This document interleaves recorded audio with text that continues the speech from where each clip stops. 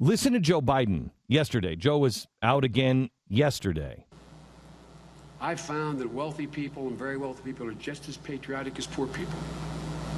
But nothing's been asked of them, and they haven't asked for. Nothing's been asked of the wealthy? I have news for you. I've been rich and I've been poor. And I'm doing my part. I did my part when I was poor. I'm doing my part now. Nothing's been asked? You're not asking.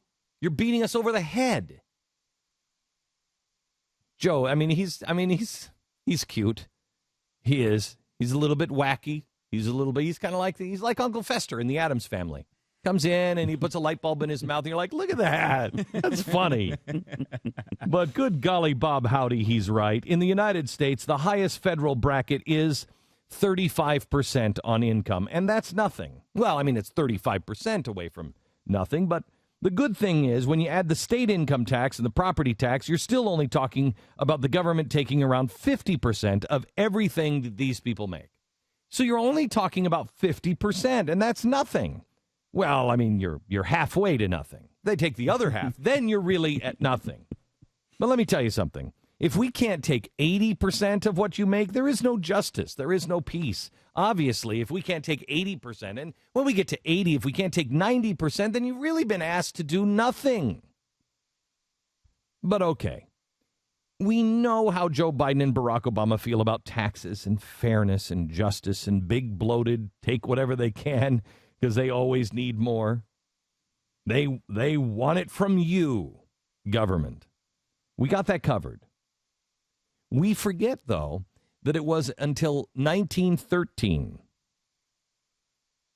that Americans were asked to pay anything in taxes. All Americans paid zero federal income tax. None.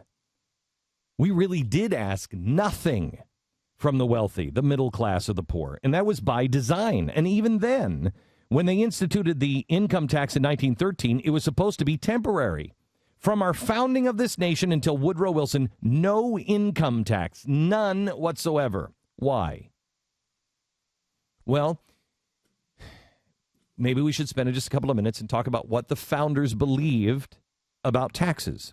Thomas Jefferson, he said the democracy will cease to exist when you take away from those who are willing to work and give it to those who are willing not to work. To compel a man to furnish funds for the propagation of ideas he disbelieves and abhors is sinful and tyranny. Hang on. To take it away and spend that money on something that this man believes is wrong is tyrannical? Yes. Alexander Hamilton, probably the closest to a progressive you can find of the founders. If Congress can employ money indefinitely to the general welfare, the powers of Congress would subvert the very foundation, the very nature of limited government established by the people of America. That's the one who wanted a Federal Reserve. John Adams, the moment the idea is admitted into society that property is not as sacred as the laws of God, and that there is not a force of law and public justice to protect it, anarchy and tyranny commence. James Madison, as a man is said to have the right to his property, he may equally be said to have property in his rights. Where an excess of power prevails, property of no sort is duly respected. No man is safe in his opinions, his person, his faculties, or his possession. Does that not describe today? No man is safe in his opinions. No man is safe in his person. No man is safe in his faculties or his possessions. That is today. If Congress can do whatever in their discretion can be done by money and will promote the general welfare, the government is no longer a limited one, possessing enumerated powers, but an indefinite one, subject to particular exceptions. It is sufficiently obvious that persons and property are the two great subjects on which governments are to act, and that the right of persons and the rights of property are the objects for the protection of which government was instituted. These rights cannot well be separated. There are more instances of the abridgment of the freedom of the people by gradual and silent encroachments of those in power than by violent and sudden usurpations. How true that is. It's boiling a frog. Benjamin Franklin. I'm doing good to the poor, but I differ in opinion of the means.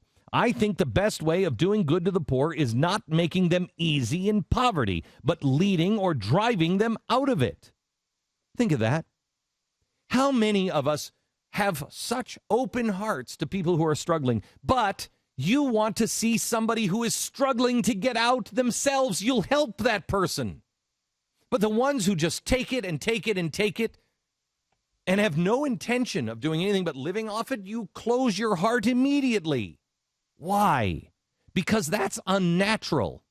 You know instinctively you are destroying a person. The hardest thing for a charitable person to do is to not help someone. It's why every time an alcoholic goes all the way down to the bottom, there are tons of people around that said, I did everything I could to help. You cannot help a person who will not help themselves. Go ahead, help Solyndra. You know what?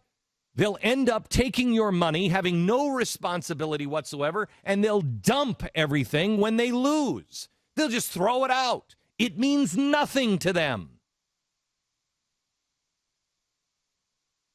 Benjamin Franklin said, in my youth, I traveled much, and I observed in different countries that the more public provisions were made for the poor, the less they provided for themselves, and of course became poorer. And on the contrary, the less that was done for them, the more they did for themselves, and they became richer.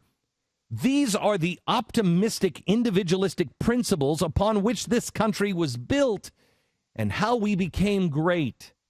Did you know that in Russia, the top rate, the only rate for personal income tax is 13%?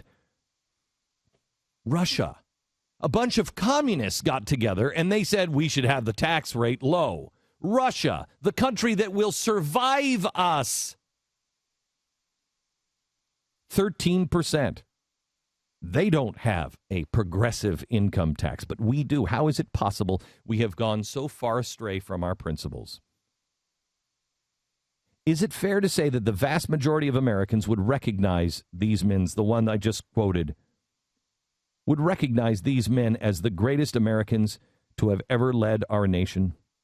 They had their faults, not as many as the progressive scholars in the last 100 years have deemed them to have, but they were human.